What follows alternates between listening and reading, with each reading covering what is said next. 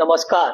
गंधे परिवार के सुपुत्र, मोहता परिवार के जवाई और हमारे नागपुर की आन बान शान अजिंक्य गंधे और उनके भाई विक्रम आज मास्टर शेफ इंडिया में पहुंचे हैं। ये हम सभी के लिए बहुत गौरव करने वाली बात है। नागपुर के बच्चे अंतर्राष्ट्रीय और राष्ट्रीय मंच पर इस तरह नागपुर का ध्वज लहरा रहे हैं। ये अपने आप में नागपुर को गौरवान्वित करने का विषय है।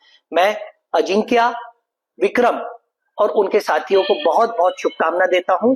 आप लोग फाइनल जीते और यह राह में नागपुर के लिए एक मील का पत्थर साबित होए, यही मेरी शुभकामना है आपके प्रति।